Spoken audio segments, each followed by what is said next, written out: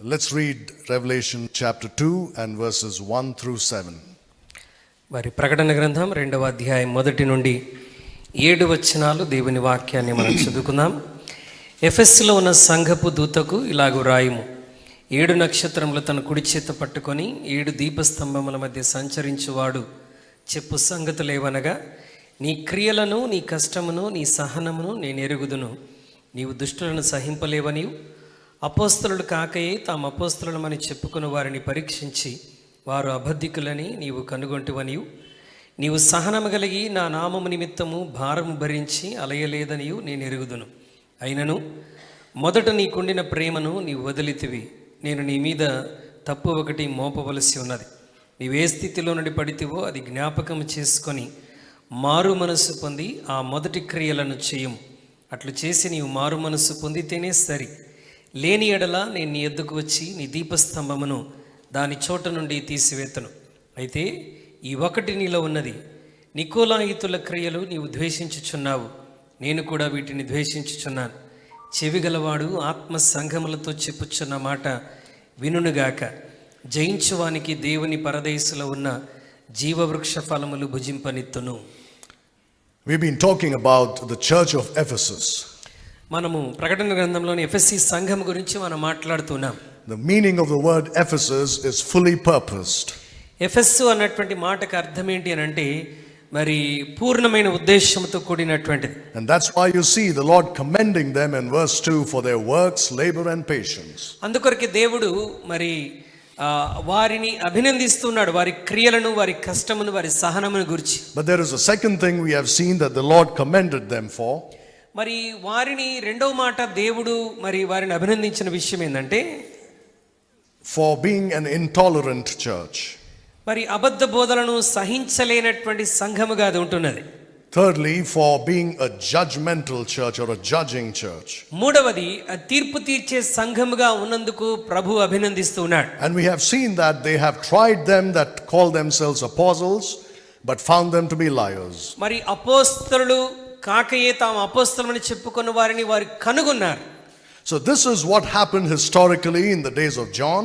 మరి యోహాను దినములలో చారిత్రాత్మకంగా That as Christians దేవుని బిడ్డలముగా, క్రైస్తవులముగా ఆ స్వభావాన్ని మనము కూడా నేర్చుకోవలసి ఉన్నది. we got used to only listening to good and positive things. మనము కేవలం మంచి విషయాలు, అనుకూలమైనటువంటి విషయాలు వినటానికే మన చెవులను మనం ట్యూన్ చేసుకున్నాం. If that's how it's going to be, a Christian will never grow in holiness. ఒకవేళ క్రైస్తవుడు అదే స్థితిలో ఉన్నట్లయితే తన పరిశుద్ధతలో ఇక తాను ఏమాత్రం ఎదగనటువంటి వాడిగా ఉంటాడు. So now the Lord says to them, ఇప్పుడు ఎఫెసీ సంఘంతో ప్రభు అంటున్నాడు, I have somewhat against thee, మరి నీ మీద ఒక తప్పు మోపవలసి ఉన్నది. because thou hast left thy first love. ఎందుకంటే నీవు నీ మొదటి ప్రేమ నుండి తొలగిపోయావు. Now you see this about this church at Ephesus. ఈ సంఘాన్ని గురించి మన విషయాన్ని గమనిస్తే, It was the church that existed during the days of the apostles historically. మరి చారిత్రాత్మకంగా అపోస్తలులు నివసించినటువంటి కాలంలో ఉన్నటువంటి సంఘం ఇది. Some of the apostles were still alive like John. మరి ఆ సమయంలో కొంతమంది అపోస్తలులు అనగా యోహాను వంటి అపోస్తలులు ఇంకా సజీవులుగానే ఉన్నారు. And some of the men in those churches were trained by John. ఆ సంఘంలో కొంతమంది పురుషులు యోహాను చేత శిక్షణనివ్వబడినటువంటి వారుగా ఉన్నారు. Men like Polycarp and Ignatius.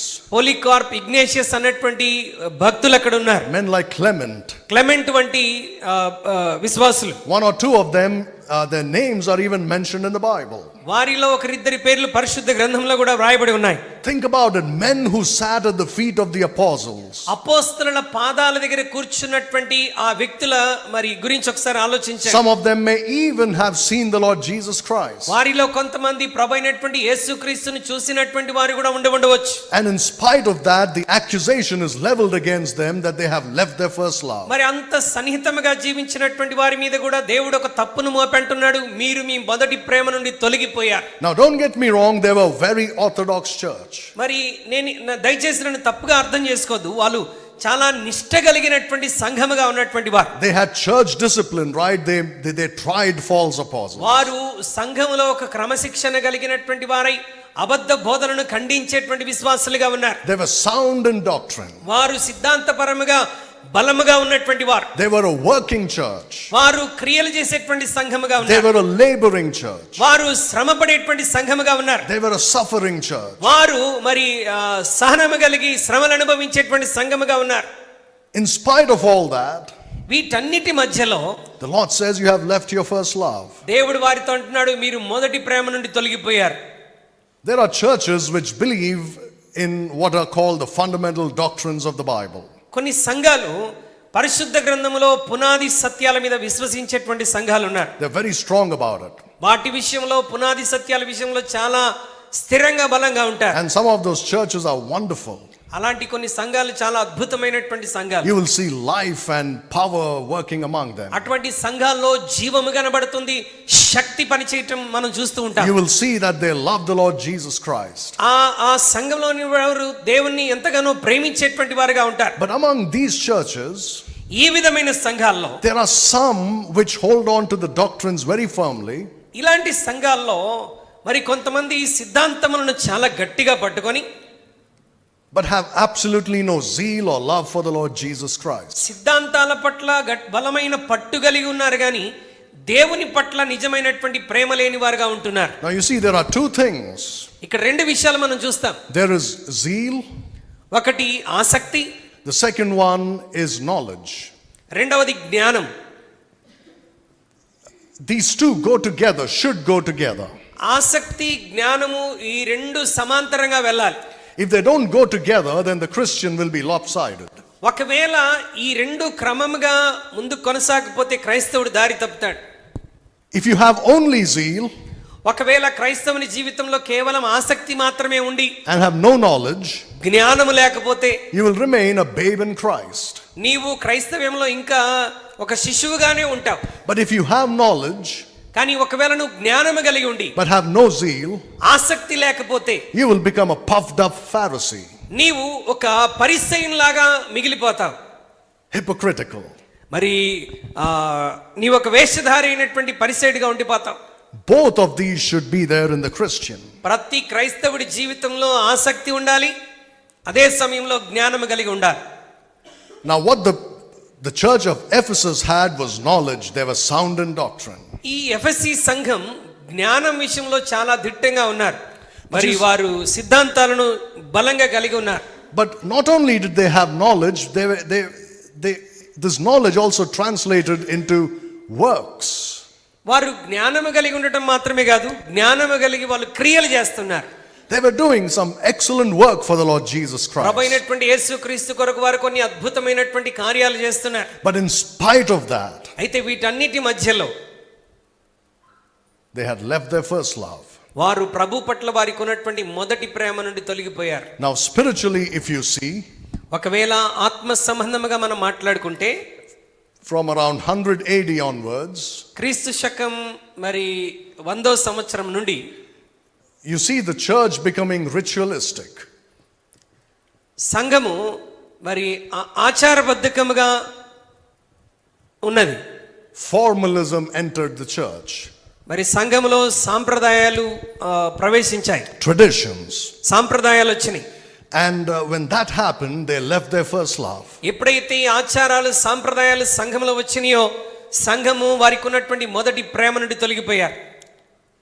The greatest danger to the Christian is tradition. క్రైస్తవ జీవితంలో అతి భయంకరమైనది ప్రమాదకరమైనటువంటిది ఏంటంటే ఆచారాలు సాంప్రదాయాలు. And I'll tell you, if you may think, well, in my church we don't follow all those traditions. మా సంఘంలో మా పరిచర్యలో మేము అలాంటి సాంప్రదాయాల్లో ఆచారంలో మేము పడిపోవట్లేదండి అని అనవచ్చు. Sometimes even good things can become traditional. కొన్నిసార్లు మన జీవితాల్లో మంచి విషయాలు కూడా ఒక ఆచారంగా సాంప్రదాయంగా అయిపోవచ్చు. What happens is you begin those things because they are good by nature. అవి మరి స్వాభావికంగా మంచి పనులే కాబట్టి నువ్వు ఒక మంచి ఆలోచనతోనే ఆరంభించి ఉండవచ్చు. And the people were full of zeal and so they pursued it, they did it. ప్రజలు కూడా నువ్వు ఆరంభించినటువంటి ఆ కార్యాల విషయంలో గొప్ప ఆసక్తి కలిగినటువంటి వారు కూడా దానిలో కొనసాగొచ్చు. But there comes a time when the zeal is gone. కానీ ఒక సందర్భం వస్తుంది, ఆ సమయంలో ఆ మొదట ఆరంభించినటువంటి ఆసక్తి వారి జీవితం నుండి తొలగిపోతుంది. And they just keep on doing the same thing even though their hearts are not in it. మునుపు చేసినటువంటి క్రియలే వారు చేస్తూ వచ్చారు కానీ హృదయం మాత్రం దానికి అనుసంధానంగా లేదు. That's what tradition does. మరి ఆచారం మన జీవితంలో చేసే పని అదే. You can look up what Jesus Christ said about tradition in Mark chapter 7. యేసుక్రీస్తు ప్రభువారు మరి మార్కు సువార్త 7వ అధ్యాయంలో ఆచారాల సాంప్రదాయాల గురించి ఏం చెప్పాడో మనం చూడవచ్చు. Look at what he said in verse 13. మరి మార్కు సువార్త 7వ అధ్యాయం 1-3. మార్కు సువార్త 7వ అధ్యాయం 13వ వచనాన్ని మనం ఒకసారి చూద్దాం. ప్రభు అక్కడ ఏమని జ్ఞాపకం చేశారు.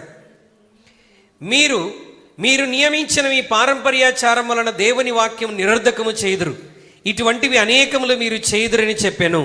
You see, these rituals and this formalism and traditions ఈ పారంపర్యాచారాలు, ఆచారాలు, సాంప్రదాయాలు go dead against the word of God. దేవుని వాక్యానికి వ్యతిరేకముగా వెళ్తూ ఉంటాయి.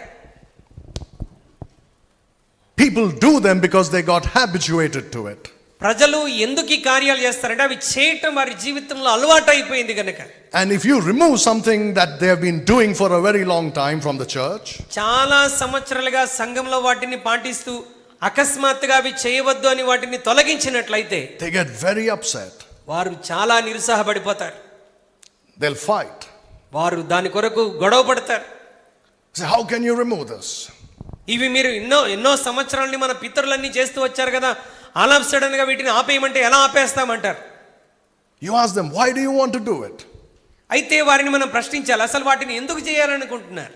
And they say, that's what we've been doing from before. ఎందుకు చేయాలనుకుంటే ఆది నుండి అలా చేస్తూ వచ్చాం కాబట్టి చేస్తున్నామంటారు. They have no idea, no clue why they are doing it. వారు ఎందుకు ఆచారాలు సాంప్రదాయాలు చేస్తున్నారో వారికే ఒక అర్థం తెలియదు. Losing the first love could be a direct result of formalism and ritualism and traditions. మరి మొదటి ప్రేమ నుండి తొలగిపోవటానికి ప్రతిఫలం ఏంటంటే ఈ ఆచారాల్లో, సాంప్రదాయాల్లో, వీటిల్లో పడిపోవటమే. Look at Jeremiah chapter 2 and verse 2. ఇర్మియా గ్రంథం 2వ అధ్యాయం 2వ వచనాన్ని దయచేసి చూడండి. ఇర్మియా గ్రంథం 2వ అధ్యాయం 2వ వచనం. నీవు వెళ్ళి యెరూషలేము నివాసుల చెవులలో ఈ సమాచారం ప్రకటింపుము. యెహోవా సెలవిచ్చినదేమనగా, నీవు అరణ్యంలోను విత్తనములు వేయదగని దేశంలోను నన్ను వెంబడించుచు నీ యవన కాలంలో నీవు చూపిన అనురాగమును, నీ వైవాహిక ప్రేమను నేను జ్ఞాపకము చేసుకొనుచున్నాను. That is first love. అది వారికి ఉన్నటువంటి మొదటి ప్రేమ. First love is the love that a bride has for the bridegroom at the time of the marriage. మరి వివాహ సందర్భంలో మరి పెళ్లి కుమార్తెకు పెళ్లి కుమారుడి పట్ల, పెళ్లి కుమారుడికి పెళ్లి కుమార్తె పట్ల ఉన్నటువంటి ప్రేమ. And Jesus Christ says, you have lost that first love for me. యేసుక్రీస్తు ప్రభువారు అంటున్నారు, ఒక వధువుగా మీరు నా కొరకు ఉన్నటువంటి ఆ ప్రేమ నుండి మీరు తొలగిపోయారు. They don't have love for Jesus Christ anymore. ఇక మీదట వారికి యేసుక్రీస్తు ప్రభువారి మీద ఏమాత్రం ప్రేమ లేదండి. You see, their love mostly is emotions. వారి ప్రేమ చాలా సందర్భాల్లో ఒక భావోద్రేకంగా మాత్రమే ఉంటున్నది. What I mean is they are based on emotions. వారు మరి భావోద్రేకముల మీద ఆధారపడి ప్రభుని ప్రేమిస్తుంటారు. If they feel good about Jesus Christ, they think they love him. యేసుక్రీస్తు గురించి వారు మంచిగా అనిపిస్తే వారి భావోద్రేకాల విషయంలో వాళ్ళు ప్రేమను వ్యక్తపరుస్తారు. You see, in this verse it says, I remember thee, the kindness of thy youth, the love of thine espousals. నన్ను వెంబడించిన నీ యవన కాలంలో నీవు చూపిన అనురాగమును, వైవాహిక ప్రేమను నేను జ్ఞాపకం చేసుకొనుచున్నాను. Now he says, this love was there for him when thou wentest after me in the wilderness. మీరు అరణ్యములో నా వెనకాల నన్ను వెంబడించినప్పుడు మీకు ఆ ప్రేమ ఉండేది. See, the problem with the Christian is when he's led through the wilderness, he loses his love for Jesus Christ. చాలా క్రైస్తవుల జీవితాల్లో ఉన్నటువంటి సమస్య, బలహీనత ఏంటంటే అరణ్య అనుభవం గుండా దేవుడు నడిపిస్తున్నాడంటే చాలా ఆ ప్రేమ నుండి తొలగిపోతారు. Right, just like the children of Israel. ఇశ్రాయేలుల జీవితంలో జరిగింది అదే.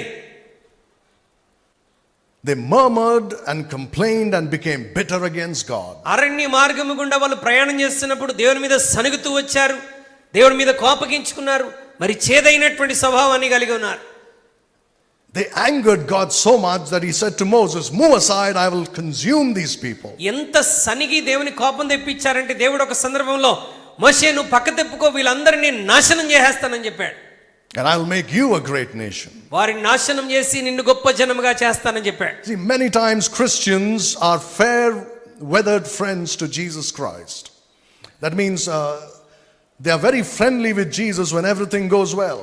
మరి పరిస్థితులన్నీ బాగుంటే యేసుక్రీస్తు ప్రభువారిని ఒక మంచి స్నేహితుడిగా ప్రేమిస్తారు.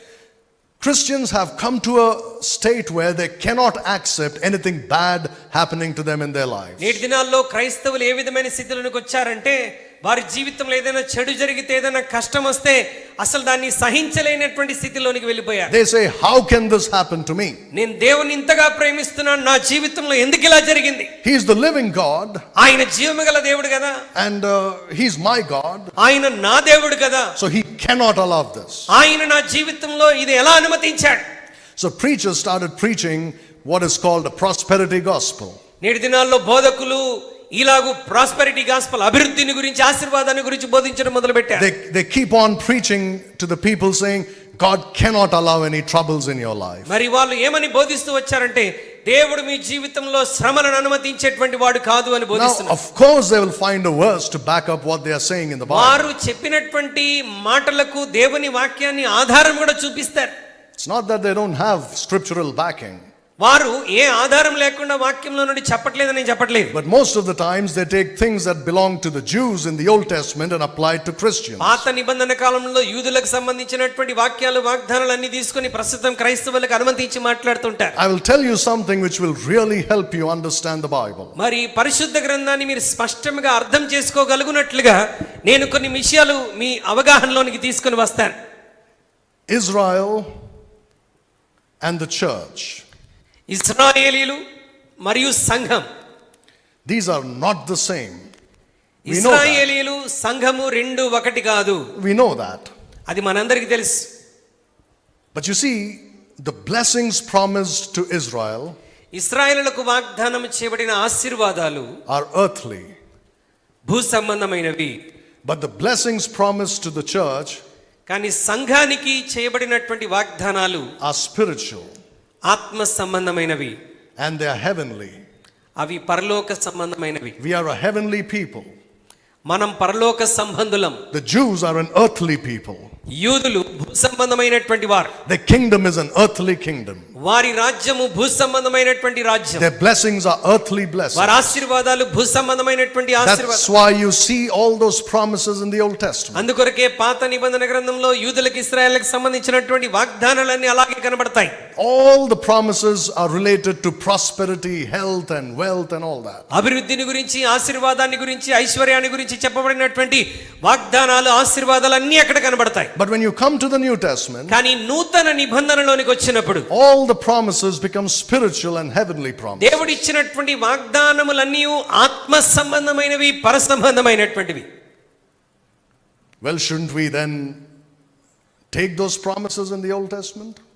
అయితే పాస్టర్ గారు, మరి ఆ పాత నిబంధన గ్రంథంలోని వాగ్దానాలు తీసుకోవద్దా? We can, as the Lord leads us. ప్రభు మనని నడిపించిన రీతిగా మనం వాటిని తీసుకోవచ్చు. The Lord will, if we really mean business with God, మనం if we are very serious about God, ఒకవేళ ప్రభు విషయంలో మనం చాలా పటిష్టముగా ఉన్నప్పుడు, and if we are studying the scriptures, దేవుని వాక్యాన్ని మనం చదువుతూ ధ్యానిస్తున్నప్పుడు, God can use any promise from anywhere in the Bible to speak to us and strengthen us. దేవుడు పరిశుద్ధ గ్రంథంలోని ఏ వాక్యంలో నుండైనా, ఏ వాగ్దానంలో నుండైనా మనతో మాట్లాడతాడు, మనల్ని బలపరుస్తాడు. But Christians are not like that. That's what I'm trying to say. అయితే నేను ఏం చెప్తానంటే, క్రైస్తవులు ఆ విధంగా ప్రభుతో ఒక సీరియస్ సహవాసంలో, సంబంధంలో ఉండటం లేదు. They say, I'm going to do what I want and claim these promises.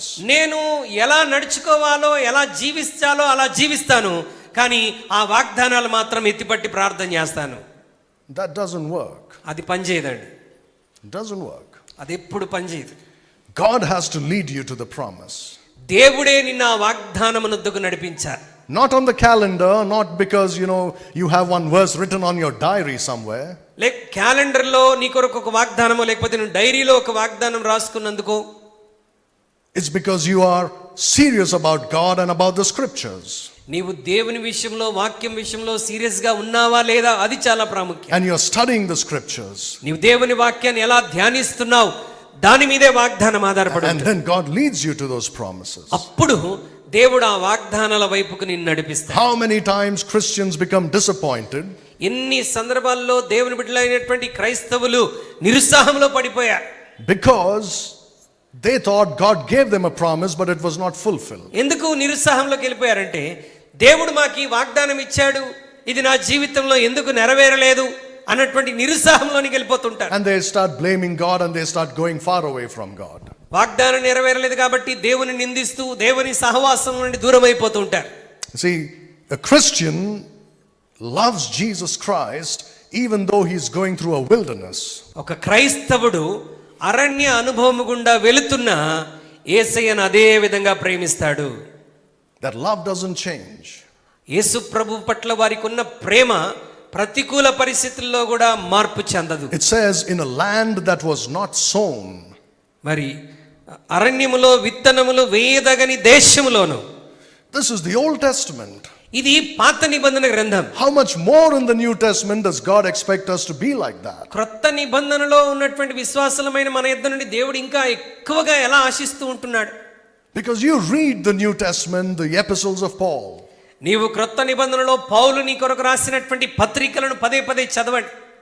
Nowhere does God say he's going to deliver you out of all your troubles and you'll have a problem-free life. నీ శ్రమలన్నిట్లో నుండి నిన్ను విడిపించేస్తాను, ఈ భూమి మీద నువ్వు విశ్వాసిగా బ్రతికుండగా నీ బ్రతుకులో ఏ కష్టం రానివ్వనని దేవుడు ఎక్కడైనా చెప్పాడా? No. చెప్పలేదండి. Troubles will come. శ్రమలు వస్తాయి ఈ లోకంలో, మనకి Trials will come. శ్రమలు కష్టాలు వస్తాయి. We'll go through the wilderness. మనం అరణ్య అనుభవం గుండా వెళ్తాం. Without that we cannot grow spiritually. అవి లేకుండా మనం ఆత్మీయ జీవితంలో దేవునికి దగ్గరగా ఎదగలేం. Without that we cannot be like gold that is tried in fire. ఆ శ్రమలు ఇబ్బందులు లేకుండా కొలిమిలో వేయబడి బయటికి వచ్చినటువంటి ఆ బంగారం వలె మనం శుద్ధి చేయబడలేం. But Christians don't want all that. అయితే క్రైస్తవులకు మాత్రం ఆ శ్రమ అరణ్య అనుభవం ఏమాత్రం అవసరం లేదు. So they love Jesus Christ if everything's going well in their lives. వారి జీవితంలో పరిస్థితులన్నీ మంచిగా వెళ్తున్నప్పుడు దేవుణ్ణి బాగా ప్రేమిస్తారు. But if God takes some of those things away, ఆ పరిస్థితుల్లో కొన్నిటిని ప్రతికూలంగా దేవుడు మార్చేశాడంటే they become bitter. వారు దేవుని విషయంలో ఒక చేదైన స్వభావాన్ని కలిగి ఉంటారు. They start complaining. వారు దేవుని మీద మరి సనుగుతూ ఉంటారు. They stop following the Lord Jesus Christ. మరి దేవుని యేసుక్రీస్తు ప్రభువుని వెంబడించటం ఆపివేస్తూ They ఉంటారు. stop living in fellowship with Jesus Christ. ప్రభుతో వారికి ఉన్నటువంటి సహవాసంలో వాడు పడిపోతూ ఉంటారు. If things don't go as they desire, వారు అనుకున్న రీతిగా పరిస్థితులు వెళ్ళట్లేదు అని అంటే they cannot bear it. వాటిని సహించలేరు. To such the Lord says, you have left your first love. అలాంటి వారితో దేవుడు అంటున్నాడు, నీ మొదటి ప్రేమ నుండి నీవు తొలగిపోయావు. That first love is love that will follow him even in the wilderness in a land that is not sown. ఆ మొదటి ప్రేమ ఎటువంటిది అని అంటే అరణ్య అనుభవములో విత్తనం వేయదగని ప్రదేశంలో కూడా ఆ ప్రేమ అలాగే వారు కొనసాగిస్తారు. Now it says in that verse, మరి ఆ వచనంలో ఏమని చెప్తున్నదంటే in verse 5, ప్రకటన గ్రంథం 2:5 remember from whence thou art fallen. నీవెక్కడి నుండి పడిపోయావో జ్ఞాపకం చేసుకో. Remember, he says. ఏ స్థితి నుండి పడితివో నీవు జ్ఞాపకం చేసుకో అని చెప్తున్నాడు. Remember your first love. నీ మొదటి ప్రేమను జ్ఞాపకం చేసుకో. Remember how you worked for the Lord because of your love for him. నీవు దేవుని పట్ల కలిగి ఉన్నటువంటి ఆ ప్రేమను బట్టి ఆరంభంలో నువ్వు ఎలా పని చేసావో జ్ఞాపకం చేసుకో. As a newly saved Christian. మరి క్రైస్తవులకు ప్రభు చెప్తున్న మాట, As a newly saved Christian. మరి నూతనముగా రక్షణలోకి వచ్చినటువంటి క్రైస్తవులు, You love the Lord Jesus Christ with all your heart. యేసుక్రీస్తు ప్రభువారిని మీరు చాలా పూర్ణ హృదయంతో మీరు ప్రేమిస్తూ ఉన్నారు. Do you still have that love? ఇంకనూ నీకు ఆ ప్రేమ ఉండవచ్చు. But then the Lord says, not only should you remember from whence thou art fallen, but you should repent. నీవు ఏ స్థితిలో నుండి పడితివో జ్ఞాపకం చేసుకున్నామని చెప్పటమే కాదు, ప్రభు ఏమన్నాడంటే మీరు మారు మనస్సు పొందాలని చెప్తున్నాడు. Now you see, if you look at the Telugu word, it looks like a change of mind. మరి The word repentance. తెలుగు బైబిల్లో మనం చూస్తున్నప్పుడు మరి మనస్సు మార్చుకోవాలి అన్నట్టుగా ప్రభు చెప్తున్నాడు. And that is true. That's a good understanding of the word repentance. అది వాస్తవమే.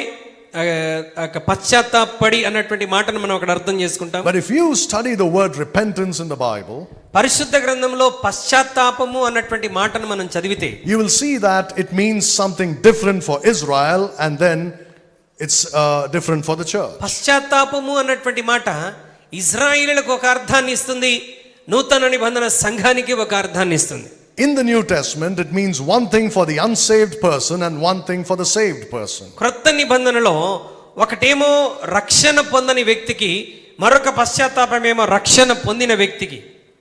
They are not all the same. రెండు సందర్భాల్లో వాడిన మాట ఒకటే కాదండి. You have to be careful about that. దేవుని వాక్యాన్ని మనం చదువుతున్నప్పుడు జాగ్రత్తగా And గమనించాలి. you have to learn to rightly divide the word of truth. సత్యవాక్యాన్ని సరిగా విభజించటం మనం నేర్చుకోవాలి. A change of mind is a part of repentance for the born again Christian. మారు మనస్సు పొందటం అనంటే తిరిగి జన్మించినటువంటి క్రైస్తవుడికి మరి పశ్చాత్తాపంలో ఒక భాగం. But that's not all. మరి అన్ని సందర్భాల్లో అలాగే కాదు. It says, repent and do the first works. నీవు పశ్చాత్తాపపడి మొదట చేసిన క్రియలు చేయము అన్నటువంటి అర్థం అక్కడ వస్తుంది. You see, the repentance prescribed for the born again Christian మరి పశ్చాత్తాపం అనేటువంటిది మరి తిరిగి జన్మించినటువంటి నూతన విశ్వాసికి ఒక విధముగా ఉంటున్నది. it is a change of mind which is there for all sorts of repentance. అది మనస్సు మారటం, అన్ని విధములుగా వారు పశ్చాత్తాపడి మనస్సును మార్చుకోవాలి. But it also involves works. దానిలో క్రియలు కూడా మిళితమై ఉన్నాయి. Now the problem is many preachers use this to preach to unsaved people.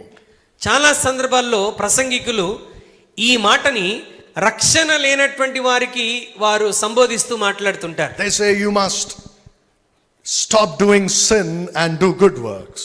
మీరు పాపం చేయటం మానేసి మరి మంచి క్రియలు చేయటం మొదలు పెట్టండి అని అంటూ ఉంటారు.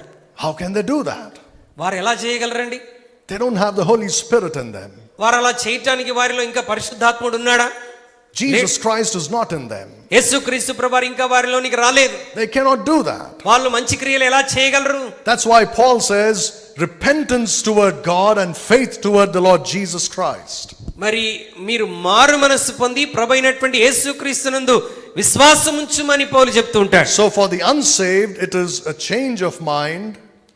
రక్షణ పొందనటువంటి వ్యక్తికి మనస్సు మార్చుకోవటము, That means till then his mind about God and Jesus Christ was something else, so he turns and changes his mind. అంటే దేవుని మీద యేసుక్రీస్తు మీద తన మనస్సు వేరే రకంగా ఉండేది. ఇప్పుడు ఆ వ్యక్తి ఏం చేయాలి? తన మనస్సును మార్చుకోవాలి. And then he must have faith in Jesus Christ. మనస్సు మార్చుకున్న తర్వాత యేసుక్రీస్తునందు విశ్వాసం ఉంచాలి. But for us that's not it is. అయితే రక్షింపబడిన What it is. మనకు ఆ అర్థం రాదండి. రిపెంటెన్స్ అంటే ఆ అర్థం రాదు. This is what it is for us. It's to do with works. మన విషయంలో అయితే మన మనస్సు మారాలి, క్రియలు మారిన మనసుతో క్రియలు చేయాలి. We have the Holy Spirit in us. మనలో పరిశుద్ధాత్ముడు ఉన్నాడు. We have the Holy Scriptures. మనకు పరిశుద్ధ వాక్యం ఉన్నది. So we have to leave those sinful works and walk with Jesus Christ. ఆ పాప సంబంధమైనటువంటి క్రియలను విడిచి యేసుక్రీస్తు కొరకు క్రియలు చేసేటువంటి వారముగా మనం ఉండాలి. That's why he says do the first works. అందుకొరకే ప్రభు ఇక్కడ మాట్లాడుతుంటున్నాడు, ఆ మొదటి క్రియలు మరలా చేయమంటున్నాడు. So firstly you should remember from whence you have fallen. మొట్టమొదటిగా నువ్వు ఏ స్థితి నుండి పడిపోయావో జ్ఞాపకం చేసుకోవాలి. Secondly you must repent రెండవది నువ్వు పశ్చాత్తాపడాలి. and do the first works. మూడవది ఆ మొదటి క్రియలు నువ్వు చేయాలి. That means the works you did because of love for Jesus Christ. ఎందుకంటే ఇంతకు ముందు నువ్వు చేసినటువంటి క్రియలన్నీ ఎలా చేశావు? ఆయన మీద ఉన్నటువంటి ప్రేమ చేత చేశావు. But there is a warning given in this verse. అయితే ఇదే వచనంలో ఒక హెచ్చరిక కూడా ప్రభు ఇస్తున్నాడు. He says, or else I will come unto thee quickly and will remove thy candlestick. అట్లు చేసి నీవు మారు మనసు పొందితేనే సరి, లేని ఎడల నేను నీ యొద్దకు వచ్చి నీ దీపస్తంభమును దాని చోట నుండి తీసివేతును. What is this candlestick? ఈ దీపస్తంభం అంటే ఏంటండి? Well, doctrinally it is referring to the church of Ephesus. మరి సిద్ధాంతపరముగా ఇది ఎవరిని ఉద్దేశించి చెప్పబడిందంటే ఎఫెసీ సంఘాన్ని ఉద్దేశించి చెప్పబడింది. But of course spiritually we can apply it to the Christian. మరి ఆత్మ సంబంధముగా ఇది క్రైస్తవులకు మనం అన్వయించుకొనవచ్చు. We can apply it to our church and to ourselves. మన సంఘానికి మన జీవితాలకు దీన్ని మనం అన్వయించుకోవచ్చు. Jesus says if you don't repent, మీరు మారు మనస్సు పొందకపోతే I will remove thy candlestick. నీ యొద్దకు వచ్చి ఆ దీపస్తంభాన్ని తీసివేస్తాను. What would that mean? ఆ దీపస్తంభం అంటే ఏంటి? Well, as far as the church is concerned, and what John is saying or Jesus is saying to that church, ఈ సంఘం విషయంలో లేకపోతే యోహానుకి సంబంధించి దేవుడు యోహానుతో ఏమని చెప్తున్నాడంటే, that if they don't repent, their church will cease to exist. మరి వారు మారు మనస్సుకు పొందకపోతే ఇక ఆ సంఘం ఉనికిలో ఉండదు అని దేవుడు చెప్తున్నాడు. He will remove the candlestick, ఆ its existence. దీపస్తంభాన్ని తీసివేస్తానంటే ఆ సంఘాన్ని తీసివేస్తానంటున్నాడు. When it comes to the Christian and to the church, if they don't అయితే repent, క్రైస్తవులకు మరి నూతన సంఘానికి మనం పోల్చి మాట్లాడితే God will take away our power and our influence in this world. ఈ లోకంలో మన శక్తిని మన ప్రభావమును దేవుడు తీసివేస్తాడు. What do I mean by that? Power and influence. దాని అర్థం ఏంటి? శక్తి ప్రభావం అంటే అర్థం ఏంటి? To win souls. మరి ఆత్మలను రక్షించేటువంటి శక్తి ప్రభావం That'll be gone. ఇక అది మన జీవితంలో ఉండదు. మనం నశించిపోతున్న ఆత్మను రక్షించలేం. If you see nowadays, especially here in our state, మరి నేటి దినాల్లో ప్రత్యేకంగా మన రాష్ట్రంలో మనం చూస్తే, and I mean both the Telugu speaking మన states, తెలుగు రాష్ట్రాల్లో మనం గమనిస్తే a new breed of so-called preachers have come up. మరి బోధకులని పిలువబడుతున్నటువంటి మరి క్రొత్త వ్యక్తులు వెలుగులోనికి వచ్చేస్తున్నారు. And if you see, these people have a lot of followers. మరి ఈ యొక్క బోధకులకు ఎక్కువ మంది ఫాలోవర్స్ కూడా, వెంబడించే వాళ్ళు కూడా ఎక్కువ మంది ఉంటున్నారు. How do they get those followers? ఇంతమంది వారిని ఎలా వెంబడించగలుగుతున్నారు? Not because they're preaching the gospel and they're getting saved. వారు సువార్త ప్రకటిస్తే మారు మనసు పొంది రక్షణలోనికి వచ్చినటువంటి వారు కాదు ఈ ఫాలోవర్స్ అందరు. These preachers, so-called preachers, are preaching civil rights. ఈ ప్రసంగికులు అని పిలువబడుతున్నటువంటి వారు మరి రాజ్యాంగంలో ఉన్నటువంటి హక్కుల గురించి వీళ్ళు మాట్లాడుతున్నారు. They are saying we Christians must fight for our civil rights. మరి క్రైస్తవులమైనటువంటి మనము మన దేశంలో మన హక్కుల కొరకు మనం పోరాడాలి అని బోధిస్తారు. Can anybody here tell me where you see this in the Bible? I've already mentioned this before. మీరు దయచేసి నాకు చెప్పండి, ఈ మాట బైబిల్లో ఎక్కడైనా మనకు కనబడుతుందా? That's correct. The church of Laodicea. ఈ హక్కుల కొరకు పోరాడేటువంటి సంఘం మనకు బైబిల్లో ఎక్కడ కనబడుతుందంటే లవోదికీయలో కనబడుతుంది. The meaning of the word Laodicea is civil rights. లవోదికీయ అన్న సంఘానికి అర్థమే మరి రాజ్యాంగపరమైన హక్కులు అని అర్థం. Isn't the Bible such a wonderful book? మరి బైబిలు అద్భుతమైనటువంటి పుస్తకం కాదంటారా? 2000 years ago, 2000 సంవత్సరాల క్రితం the Bible told you how the church would be today. నేటి దినాల్లో ఈ అంత్య కాలంలో సంఘం ఎలా ఉంటుందో 2000 సంవత్సరాల క్రితమే దేవుడు చెప్పాడు. And that's exactly how it is. ఖచ్చితంగా ప్రభు ఎలా చెప్పాడో ఇప్పుడు సంఘంలో క్రైస్తవ్యంలో అదే జరుగుతుంది. In the last 1 year, గడిచిన సంవత్సరం నుండి these guys have come up everywhere. ఈ విధమైన బోధకులు మన చుట్టూ వచ్చేసారు. They are instigating Christians, so-called Christians, మరి క్రైస్తవులనే పిలువబడినటువంటి వారిని వారు ప్రేరేపిస్తూ ఉన్నారు. saying, come follow me and we will fight for our rights. రండి, మనం ఎందుకు కూరుకుండాలి, మన క్రైస్తవ హక్కుల కొరకు మనం పోరాడదామని పిలుస్తున్నారు. And so many of them are going after them. చాలా మంది గుడ్డిగా వారిని వెంబడించేస్తున్నారు. Now Christians are thinking, క్రైస్తవులు ఏమనుకుంటున్నారంటే, oh, how wonderful this is. ఇది నిజంగానే ఎంత అద్భుతంగా ఉన్నది. How wonderful, this man has the guts to fight for us. ఈ వ్యక్తి ఎంత మరి ధైర్యం కలిగి మన కొరకు పోరాడుతున్నాడు. How powerful he is. ఇతను ఎంత శక్తివంతుడిగా ఉంటున్నాడు. That power is not God's power. ఆ శక్తి దేవుని నుండి వచ్చిన శక్తి కాదు. Because that power, they are using it to instigate people, not to save them from their sins and from hell. వారికి ఉన్నటువంటి ఆ శక్తిని ప్రజల్ని ఏదో రాజకీయ పరంగా ప్రేరేపించడానికి ఉపయోగిస్తున్నారు తప్ప నశించిపోతున్నటువంటి ప్రజల్ని రక్షణలో నడిపించడానికి ఉపయోగించట్లేదు. God will remove the power and influence of a church or of a preacher if he leaves his first love. ఒకవేళ ఒక వ్యక్తి తన మొదటి ప్రేమ నుండి పడిపోతే ఆ శక్తిని ప్రభావాన్ని దేవుడు తన యొద్ద నుండి తీసివేస్తాడు. And that's what you see among many preachers today. నేటి దినాల్లో చాలా మంది సేవకుల్లో ఇదే స్థితిని మనం చూస్తున్నాం. You know what you see? ఏం చూస్తున్నాం తెలుసా? You see a form of godliness, as Paul calls it. మరొక దైవీకమైనటువంటి విధానం వారు కనబరుస్తూ ఉంటారు. But they deny the power thereof. కానీ దేవుని యొక్క శక్తిని వారు తృణీకరిస్తున్నారు. They don't have power, they only look like they are godly. వారు శక్తిమంతులేమి కాదు, కానీ శక్తిమంతులుగా తమను తాము కనబరుచుకుంటారు. He says, I will remove your candlestick. ఇక్కడ ప్రభు అంటున్నాడు, నీ దీపస్తంభం దాని చోటు నుండి తీసివేస్తాను. And if that means the removal of the church, అంటే సంఘమును అక్కడి నుండి తొలగించటం అని అంటే, if it is applied to a Christian, what would it mean? ఒకవేళ అది క్రైస్తవులకు అన్వయించుకుంటే దాని అర్థం ఏమవుతుంది? The Christian will cease to exist. అంటే క్రైస్తవుడు ఇక ఉనికిలో ఉండడు అని దాని అర్థం. To put it very simply, he'll die. ఇంకా సులభంగా చెప్పాలంటే అతని ప్రాణం పోతుంది. If you look in the Bible, పరిశుద్ధ గ్రంథంలో మనం చూస్తే you see that God can prolong life or God can cut short a person's life. దేవుడు ఒక వ్యక్తికి దీర్ఘాయువుని ఇవ్వగలడు, ఒక వ్యక్తి ప్రాణాన్ని కూడా తీయగలడు. I'm not saying everybody who dies it's because God has cut short their lives. ఇప్పుడు చనిపోతున్నటువంటి వారందరినీ దేవుడే వారి ఆయుష్ను తగ్గించేశాడని చెప్పట్లేదు. It's not like that. నేను అలా చెప్పట్లేదు. Some of the greatest preachers in history lived very short lives. మరి ప్రపంచ చరిత్రలో గొప్ప ప్రభావితంగా మాడబడినటువంటి సేవకులు అనేటువంటి వారు తక్కువ వయసులోనే చనిపోయారు. There was a man named Robert Murray McCheyne. Robert Murray అనేటువంటి ఒక దైవజనుడు In I think England or Scotland somewhere. మరి ఇంగ్లాండ్లోనో స్కాట్లాండ్లోనో ఉండేటువంటి వాడు దైవజనుడు. A very mighty preacher. శక్తివంతమైనటువంటి ప్రసంగికుడు. Thousands of people got saved in his preaching. వేల కొలది ప్రజలు ఆయన యొక్క సేవలో రక్షించబడ్డారు. He died when he was around 30 years old or less than that. ఆయన 30 ఏళ్ల వయసు కంటే చిన్నగా ఉన్నప్పుడే చనిపోయాడు. You see, not everybody who dies young dies because God cuts short their life. యవన దశలోనే చనిపోయినటువంటి వారు దేవుడు వాళ్ళ ఉనికిని తీసివేశాడని అర్థం కాదు. Charles Spurgeon, who is known as the Prince of Preachers, Charles Spurgeon గారు గొప్ప దైవజనుడు, మరి ప్రసంగ ప్రపూర్ణ అనేటువంటి పేరు పొందినవాడు. he died in his 40s. ఆయన 40 ఏళ్ల వయసులోనే చనిపోయాడు. Till today, people read his books, thousands of them. ఇప్పటికీ ప్రజలు మరి ఆయన బోధల చేత ప్రభావితం చేయబడి ఇంకా ఆయన పుస్తకాలు చదువుతూ ప్రభావితం చెందుతున్నారు.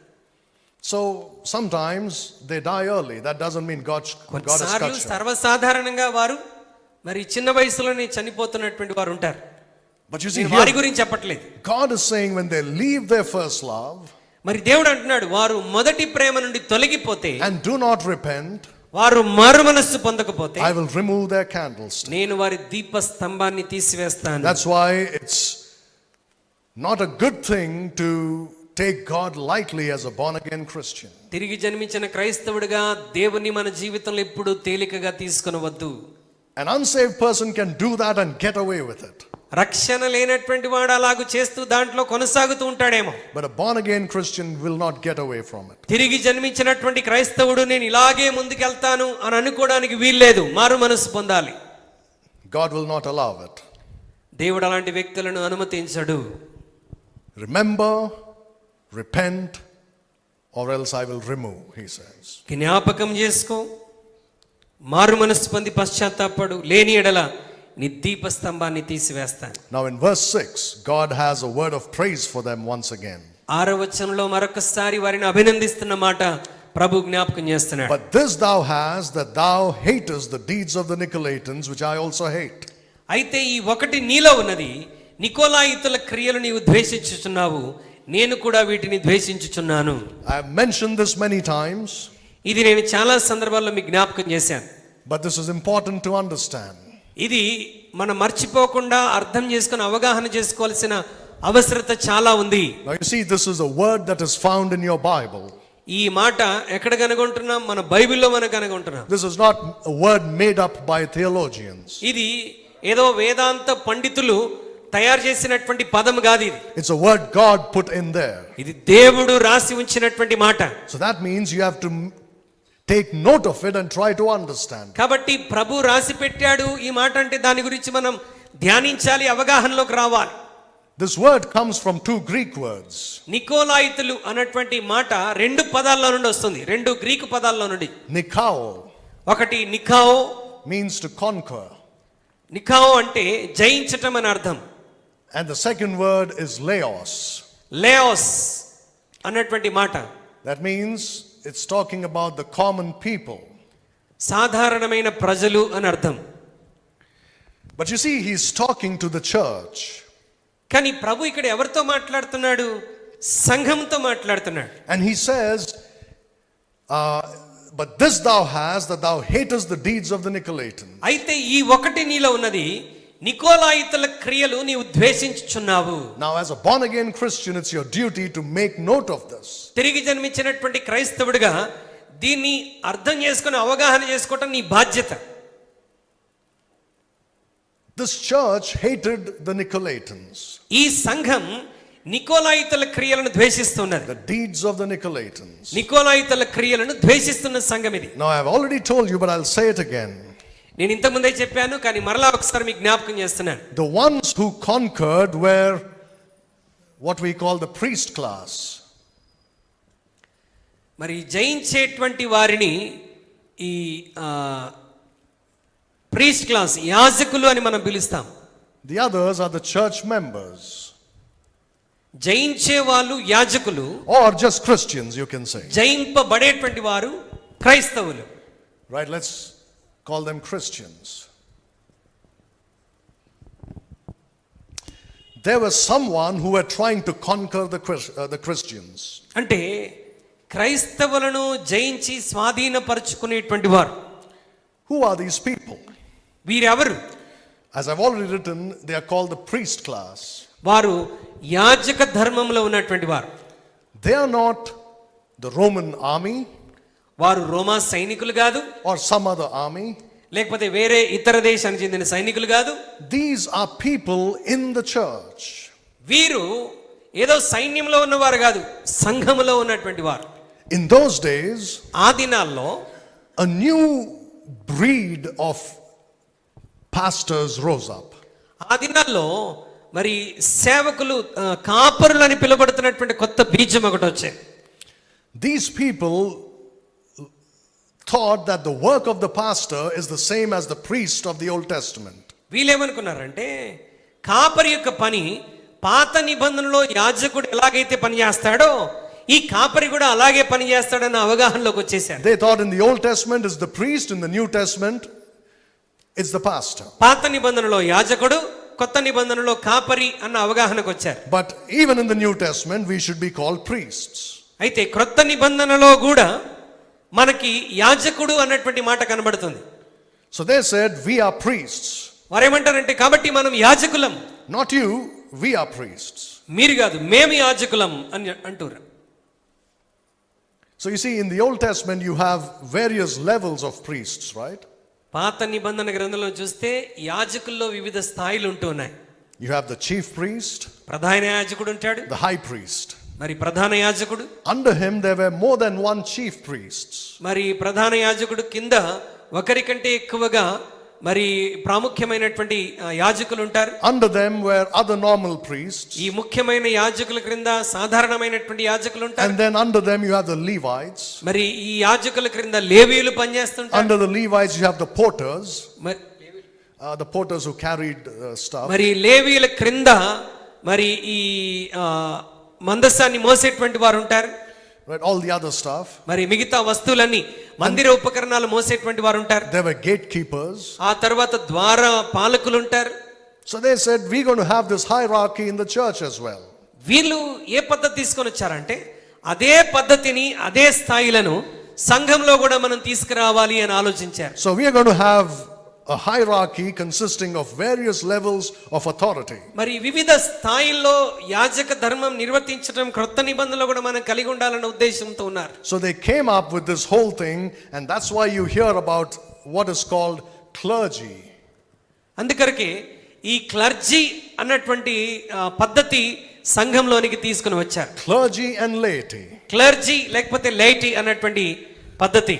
Priestcraft or priest class of people. మరి యాజక ధర్మమును, యాజక వృత్తిని నిర్వర్తించేటువంటి వారు. So their deeds, what are their deeds? వారి క్రియలు ఏంటి? నికోలాయితుల క్రియలు అంటే ఏంటి? They would conquer the common Christian. వారు సామాన్యమైనటువంటి క్రైస్తవులను వారి స్వాధీనంలో ఉంచుకుంటారు. అంటే వారి మీద ప్రభుత్వం చేస్తారు. That's right, they govern them. వారిని ప్రభుత్వం చేస్తూ ఉంటారు. And they say, we have authority. వాళ్ళు ఏమని చెప్తారంటే మాకు అధికారం ఉన్నది అలా చేయటానికి. God has appointed us. దేవుడు మమ్మల్ని నియమించాడు మీ మీద ప్రభుత్వం చేయటానికి. So you have to listen to us.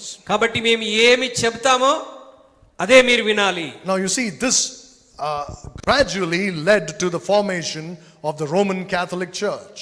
ఇది క్రమక్రమముగా రోమన్ కేథోలిక్ సంఘమును స్థాపించటానికి దారితీసింది. By the 5th century AD, the Roman Catholic Church was fully established. మరి 5వ శతాబ్దం క్రీస్తుపూర్వం 5వ శతాబ్దం వచ్చేసరికి మరి ఈ రోమన్ కేథోలిక్ సంఘం ఒక పరిపూర్ణమైనటువంటి సంస్థగా ఏర్పడిపోయింది. Very strong, very powerful. చాలా శక్తివంతముగా చాలా బలంగా మరి ఈ సంఘం ఏర్పడింది. You see, by then Rome as an empire had fallen. మరి వీరి ద్వారా No, before that.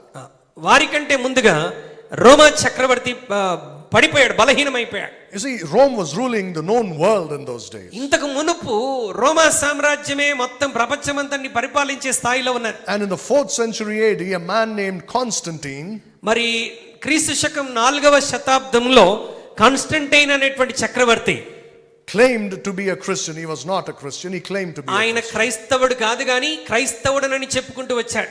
And he allowed Christians to have the freedom to preach. మరి క్రైస్తవులకు స్వేచ్ఛనిచ్చాడు. మీరు ప్రకటించుకోవడానికి మేము నీకు స్వాతంత్రం ఇస్తున్నానని చెప్పాడు. But what kind of Christians did he allow to preach? అయితే మీరు ఏ విధమైనటువంటి క్రైస్తవ్యాన్ని బోధించాలి? Not the Christianity of the Bible. పరిశుద్ధ గ్రంథంలో చెప్పబడినటువంటి క్రైస్తవ్యాన్ని బోధించొద్దు. It was a Christianity that he created. అది అది తయారు చేయబడినటువంటి ఒక క్రొత్త పద్ధతిని వాళ్ళు బోధించాలని చెప్పాడు. He mixed the Christian practices and beliefs with those of the pagans. క్రైస్తవ పద్ధతులన్నిటినీ సాంప్రదాయాలను అన్ని జనుల సాంప్రదాయాలతో మిశ్రమం చేసి ఒక కొత్త విధానాన్ని తీసుకొని వచ్చాడు. And he said, now you are the real Christians, you go preach this in my kingdom. ఇలా మిశ్రమగా ఉన్నటువంటి జనమైన మీరే నిజమైన క్రైస్తవులు, ఈ క్రైస్తవ్యాన్ని ప్రపంచంలో విస్తరింపచేయండి. So they did that. వారు అలా చేయటం మొదలు పెట్టారు. And wherever Christianity spread, ఎక్కడెక్కడైతే క్రైస్తవ్యం విస్తరించిందో they said to those newly formed churches in other countries, ఆ నూతనంగా ఏర్పాటు చేయబడినటువంటి సంఘాలకు ఆయా దేశాల్లో ఉన్న వారికి ఏమని చెప్పారు? your head is the Pope. మరి మీ అందరికీ శిరస్సు ఎవరు? Pope. And under him are all these other people in authority. ఈ పోప్ క్రింద మిగతా అధికారంలో ఉన్నటువంటి వారందరూ వస్తారు. And you have to obey him. ఆ పోప్ చెప్పిన మాటకి మీరందరూ విధేయత చూపించాలి. Do you know something? The Pope has an authority according to them. మరి వారి యొక్క పద్ధతి ప్రకారం పోప్కి ఏ విధమైనటువంటి అధికారం ఉన్నదంటే, when he sits on his throne Pope తన సింహాసనం మీద కూర్చున్నప్పుడు and speaks something, పోప్ ఏదైనా మాట్లాడాడు అని అంటే that is more authoritative than the Bible. Bible కంటే కూడా ఆయన చెప్పిన మాటే అధికారము కలిగినటువంటిదిగా వాళ్ళు నమ్మటం మొదలు పెట్టారు. It's called speaking ex cathedra. దానినే ఎక్స్ కెథెడ్రా అని అంటారు. When he sits on the throne and speaks, Pope సింహాసనం మీద కూర్చొని ఏదైనా చెప్పాడు అంటే it doesn't matter what the Bible says. Bible ఏం చెప్తున్నా చెప్పకపోయినా అనవసరం. What he says is right. ఆయన చెప్పిందే వేదం. You know what they said about the Pope? వారు పోపును గురించి ఏమని చెప్పారు తెలుసా? They said the Pope is a king. The Pope is a king. పోపు ఆయన ఒక రాజు, King of heaven. పరలోకానికి రాజు. He is the king of the earth. భూలోకానికి రాజు. And he is the king of hell. పోపును గురించి వారు ప్రకటించినటువంటి భావ ప్రకటన, పోపు పరలోకానికి రాజు, భూలోకానికి రాజు, నరకానికి ఆయనే రాజు. So if he is such a great king, you must obey him. ఆయన అంత గొప్ప రాజు కాబట్టి మనందరం ఆయనకి లోబడాలి అని బోధించారు. In those days, the Pope wears a cap kind of a thing, right? A hat or whatever you call ఆ దినాల్లో పోపు ఒక టోపీ లాంటిది మరి పెట్టుకునేటువంటి వాడు. it. Right? Even today he wears it, but it's a simple one today. ఈ రోజు చాలా చిన్నది సాధారణమైనది పెట్టుకుంటాడు. ఆ దినాల్లో చాలా పెద్ద కిరీటం లాగా పెట్టుకునేవారు. He had a 3-tiered tiara. That means a crown with 3 levels to it. మరి 3 స్థాయిలుగా ఉన్నటువంటి ఆ టోపీని ధరించేటువంటి వాడు. It was a crown. అది ఒక కిరీటం. One level was for heaven, one for earth, one for hell. ఒక స్థాయి పరలోకానికి, ఒక స్థాయి భూలోకానికి, ఇంకో స్థాయి నరకానికి. ఆ మూడు గుర్తులు కనబడే విధముగా కిరీటాన్ని ధరించేవాడు. When modern media came into existence, they got ashamed about this and removed it, and they wear a simple one now. మరి ఈ నవీన మీడియా అభివృద్ధి చెందిన తర్వాత వాళ్ళు అది సిగ్గుగా భావించి దాన్ని చాలా సులభమైన పద్ధతిలో మార్చేశారు. So you see, this happened in history. ఇది చరిత్రలో జరిగినటువంటిది. This is the spiritual application of it. ఇది మనందరికీ ఆత్మ సంబంధమైన ఒక అన్వయింపు.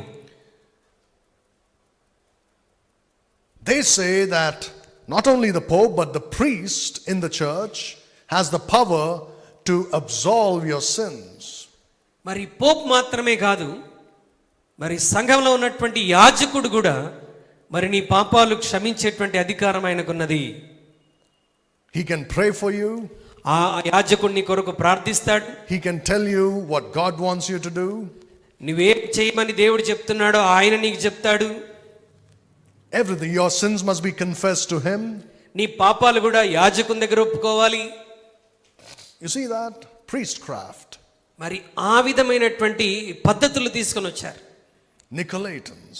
నికోలాయితుల క్రియలు ఇవి. But like I've said before, నేను ఇంతకుముందు చెప్పినట్టుగా that's not limited to the Roman Catholic Church. అది కేవలం రోమన్ కేథోలిక సంఘానికే పరిమితం అయిపోలేదు. If we are not careful, it can happen in our lives as well.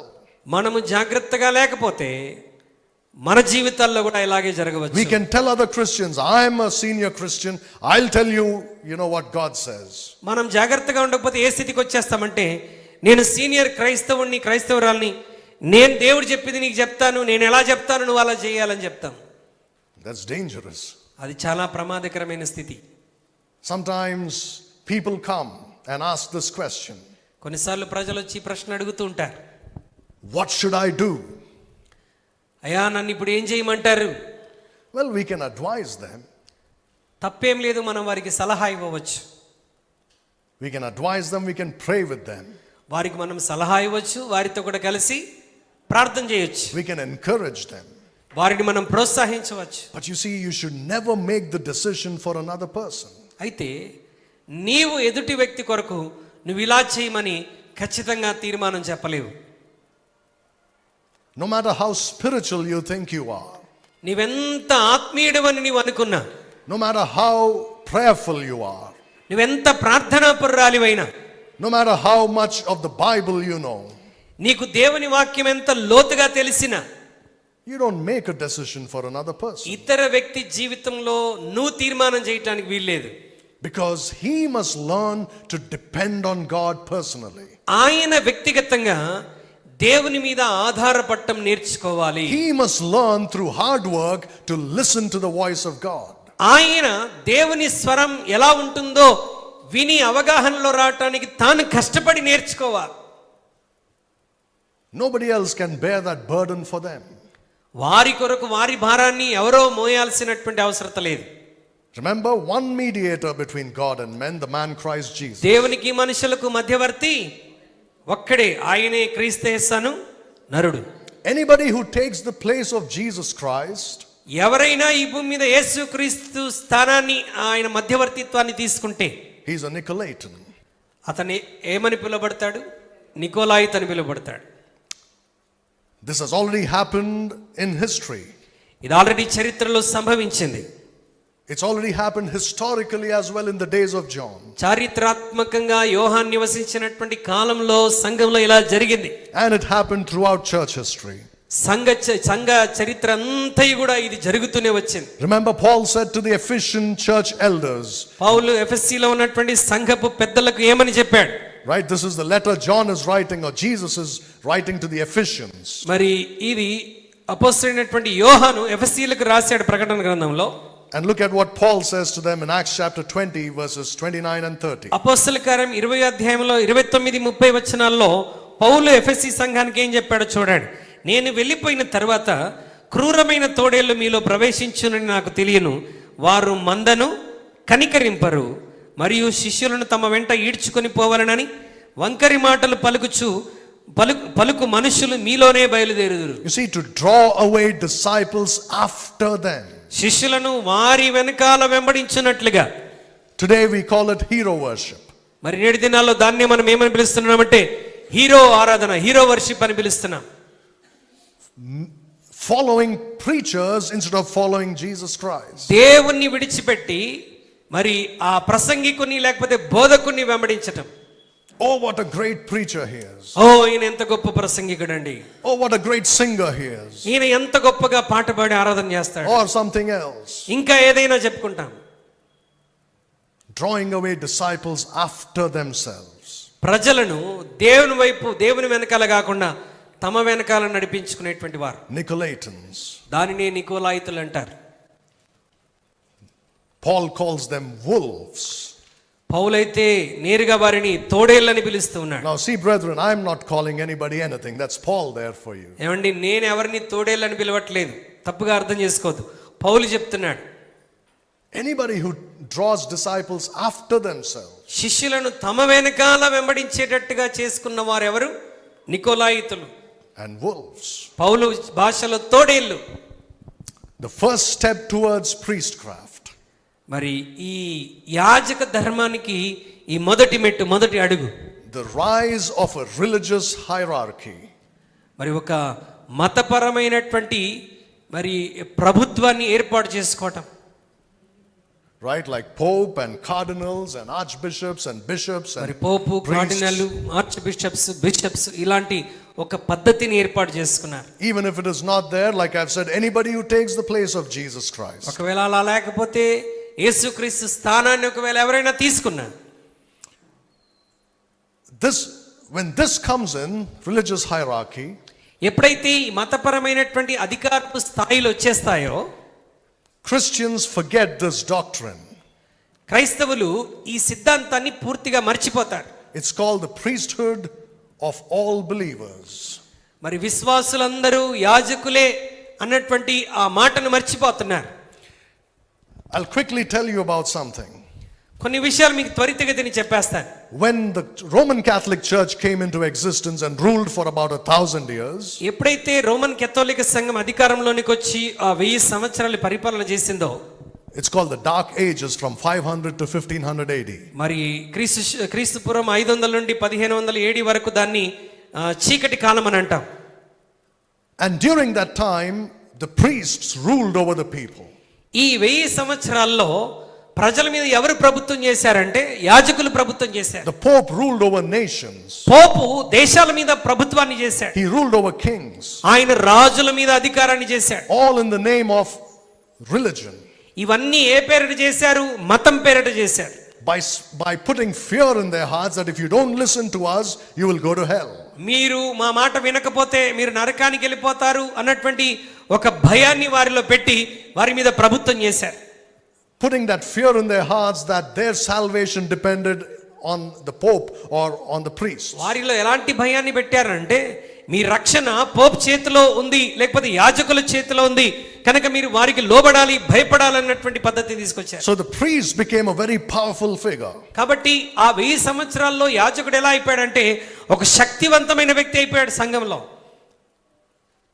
He could order the deaths of people if he so wished. ఆయన అవసరమైతే ఫలానా వాడు చంపబడాలని ఆజ్ఞాపిస్తాడు కూడా.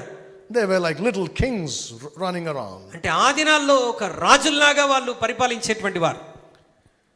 And then suddenly God switched on the lights in the world. వెంటనే దేవుడు లోకంలో ఒక వెలుగును ఆరంభించాడు. That light came through the German Bible translated by Martin Luther. మరి జర్మన్ బైబిల్ ట్రాన్స్లేటర్ గా పిలువబడుతున్నటువంటి మార్టిన్ లూథర్ ద్వారా దేవుడు క్రైస్తవ్యంలోనికి ఆ వెలుగును తీసుకొని వచ్చాడు. It's called the Reformation. దాన్ని రిఫర్మేషన్, సంస్కరణ అని మనం అంటాం. And at that time, one of the main doctrines that was preached by the reformers, మరి సంఘ సంస్కరణ కాలంలో బోధించబడినటువంటి ఒక ప్రాముఖ్యమైన సిద్ధాంతం ఏంటి అనంటే the priesthood of all believers. విశ్వాసులైన వారందరూ కూడా యాజకత్వమును కలిగినటువంటి వారని బోధను తీసుకుని వచ్చారు. ఇక This broke the backs of those priests or their power. ఈ బోధ ఈ ప్రభుత్వం చేసేటువంటి అధికారుల యొక్క శక్తిని విరగొట్టింది. Let's quickly read 1 Peter chapter 2. మొదటి పేతురు పత్రిక 2వ అధ్యాయంలోనికి మనం ఒకసారి వెళ్దాం. 1 Peter 2 verses 9 and 10. మొదటి పేతురు 2:9-10 అయితే మీరు చీకటిలో నుండి ఆశ్చర్యకరమైన తన వెలుగులోనికి మిమ్మల్ని పిలిచిన వాని గుణాతిశయములను ప్రచురం చేయ నిమిత్తము ఏర్పరచబడిన వంశమును, రాజులైన యాజక సమూహమును, పరిశుద్ధ జనమును, దేవుని సొత్తైన ప్రజలనై ఉన్నారు. ఒకప్పుడు ప్రజగా ఉండక ఇప్పుడు దేవుని ప్రజ అయితిరి. ఒకప్పుడు కనికరింపబడక ఇప్పుడు కనికరింపబడిన వారైతిరి. This is not being said to priests or pastors. ఇది యాజకులను ఉద్దేశించో సంఘ కాపరులను ఉద్దేశించో చెప్పబడిన వచనము కాదు. I'm a pastor. నేను ఒక పాస్టర్ గారిని. I've been a pastor for more than 20 years now. మరి 20 సంవత్సరాలకు పైగా నేను సంఘ కాపరిగా ఉన్నాను. And I'm telling you, this is not written to pastors. నేను కాపరిగా చెప్తున్న మాట ఏంటంటే ఇది కాపరులను ఉద్దేశించి చెప్పబడిన మాట కాదు. It's written to every believer in Jesus Christ. యేసుక్రీస్తులో ఉన్నటువంటి ప్రతి విశ్వాసికి రాయబడినటువంటి మాట ఇది. Let me show you another verse. మరొక వచనాన్ని చూపెడతాను. Look at 1 John chapter 2. మొదటి యోహాను పత్రిక 2వ అధ్యాయంలోనికి రండి. 1 John chapter 2 and look at verse 20. మొదటి యోహాను 2:20 అయితే మీరు పరిశుద్ధి వలన అభిషేకం పొందిన వారు గనుక సమస్తమును ఎరుగుదురు. You have an unction from the Holy One. మీరు పరిశుద్ధుని వలన అభిషేకం పొందినవారు. Look at verse 27. 27వ వచనం చూడండి. అయితే ఆయన వలన మీరు పొందిన అభిషేకం మీలో నిలుచుచున్నది గనక ఎవడునూ మీకు బోధింపనక్కర్లేదు. ఆయన ఇచ్చిన అభిషేకం సత్యమే గాని అబద్ధము కాదు. అది అన్నిటిని గురించి మీకు బోధించుచున్న ప్రకారముగాను ఆయన మీకు బోధించిన ప్రకారముగాను ఆయనలో మీరు నిలుచుచున్నారు. This is not talking about pastors. ఇది పాస్టర్ల గురించి రాయబడిన మాట కాదండి. It's not talking about a Roman Catholic priest. ఇది రోమన్ కేథోలిక్ యాజకుల గురించి రాయబడిన మాట It's కాదు. talking about you and ఇది నీ me, గురించి నా గురించి రాయబడినటువంటి మాట. born again Christians. తిరిగి జన్మించినటువంటి క్రైస్తవుల కొరకైనటువంటి మాట ఇది. We are spiritual priests of God. మనము దేవుని యొక్క ఆత్మ సంబంధమైన యాజకులం. And we are called to offer spiritual sacrifices. మనము ఆత్మ సంబంధమైన బలులు అర్పించడానికి యాజకులుగా పిలువబడినటువంటి వారు. Every single one of us. విశ్వాసులైనటువంటి ప్రతి ఒక్కరు We are anointed by God. మనము దేవుని చేత అభిషేకించబడిన వారం. Each person is anointed for a different work. ప్రతి ఒక్కరు ఒక్కొక్క పని కొరకు అభిషేకించబడ్డారు. If I have been anointed to preach, నేను ప్రసంగించడానికి అభిషేకించబడితే you have been anointed to do the work of a teacher or whatever you do. మీరు ఒక ఉపదేశకునిగానో లేకపోతే ఇంకో పని కొరకో నీవు అభిషేకించబడ్డావు. Everyone's been anointed.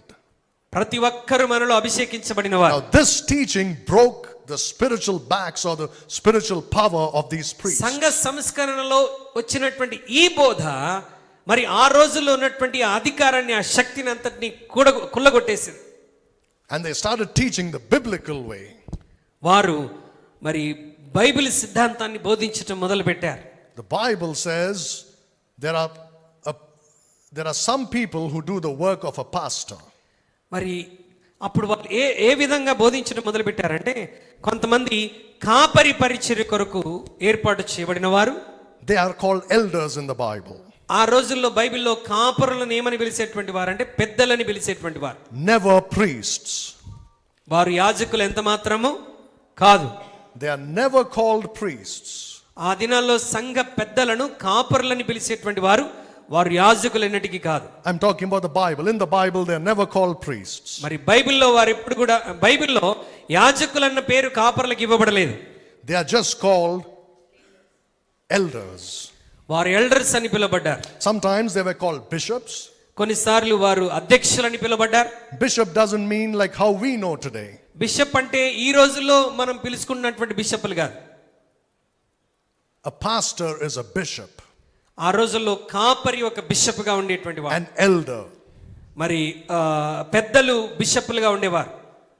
Bishop means he's just, Jesus Christ is called the bishop of our souls. మరి యేసుక్రీస్తు ప్రభువారు కూడా బిషప్. ఆయన మన ఆత్మలకు కాపరిగా ఉన్నటువంటి వాడు. He is just a shepherd, the bishop. ఆయన కాపరి బిషప్ గా ఉన్నటువంటి వాడు.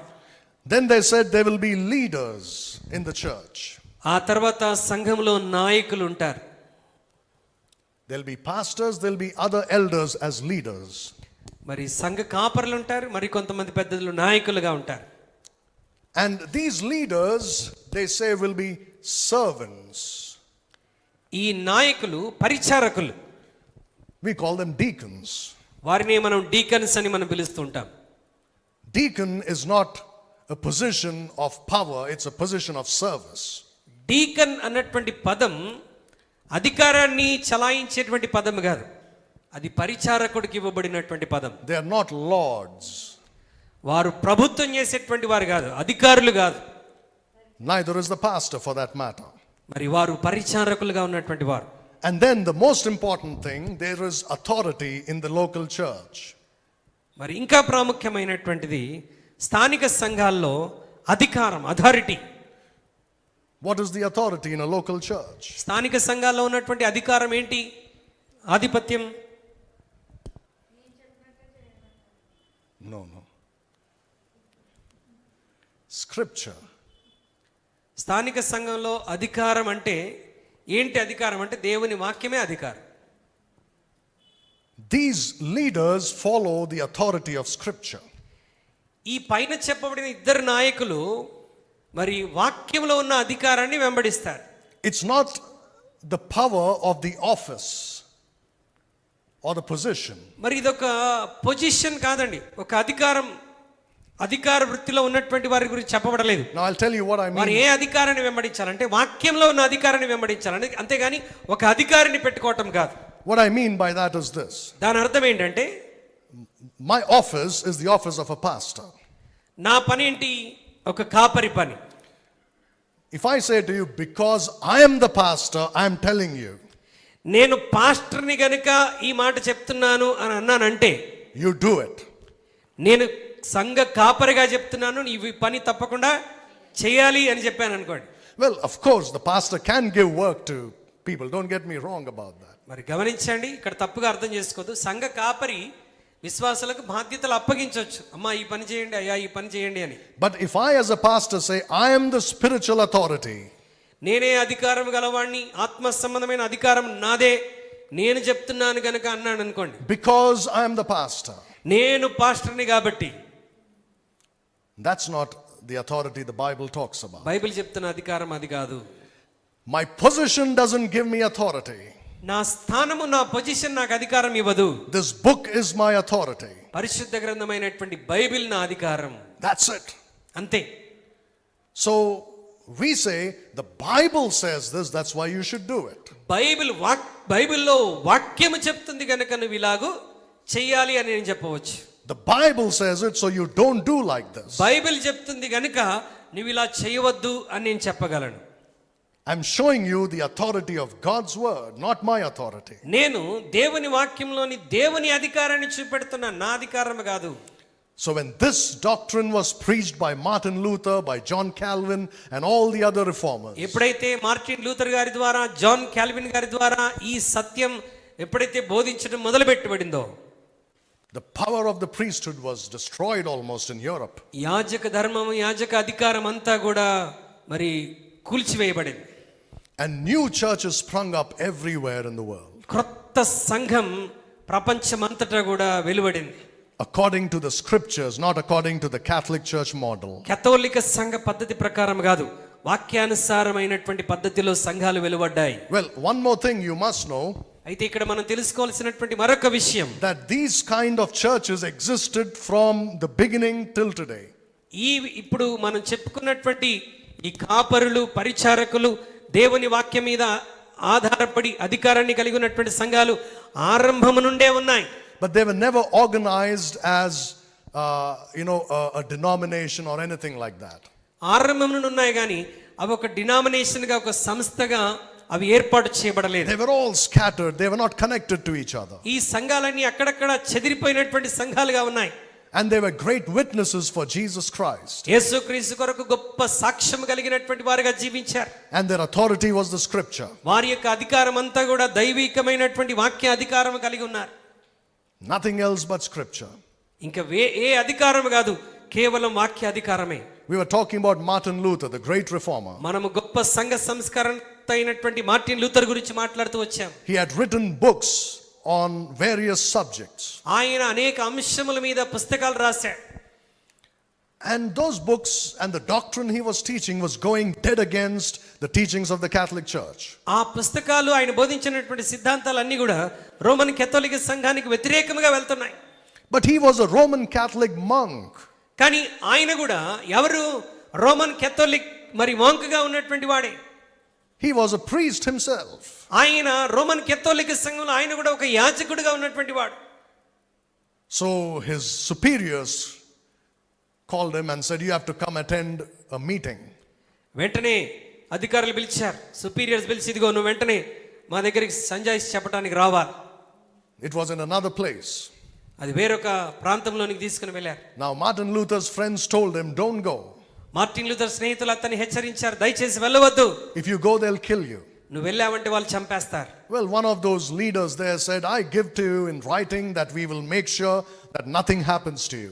ఆ నాయకుల్లో ఒకడు అన్నాడు, ఇదిగో మేము రాతపూర్వకంగా నీకు రాసిస్తాం, నీకు ఏ హాని సంభవించదని చెప్పారు. You just come to the meeting. మీరు జస్ట్ వచ్చి మాతో మాట్లాడేళ్ళండి అంతే. So Martin Luther journeyed and went to that Martin place. Luther ప్రయాణం చేసి ఆ అధికారుల దగ్గరికి వెళ్ళాడు. And it was a big meeting. అది చాలా పెద్ద సభ. It's called the Diet of Worms in a place called Worms. మరి వర్మ్స్ అనేటువంటి స్థలంలో ఈ యొక్క మీటింగ్ ఏర్పాటు చేశారు. Hundreds of church leaders were present. అక్కడ వందల కొలది సంఘ నాయకులు హాజరయ్యారు. The emperor himself was there. చక్రవర్తి కూడా అక్కడ ఉన్నాడు. And they appointed a man to accuse Martin Luther and his teachings. Martin లూథర్ని అతని బోధనలను వ్యతిరేకించడానికి ఒక వ్యక్తిని ఏర్పాటు చేశారు. And that man stood up. There was a table there. ఆ వ్యక్తి నిలబడ్డాడు, అక్కడ ఒక టేబుల్ ఉంచబడింది. And on that table were books.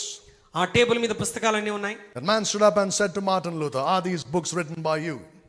మరి ఆ వ్యక్తి లేచి నిలబడి అన్నాడు, మార్టిన్ లూథర్, ఈ పుస్తకాలన్నీ నీ ద్వారా రాయబడ్డాయా? He said, yes, I have written them. అవును, నేనే రాశాను అన్నాడు.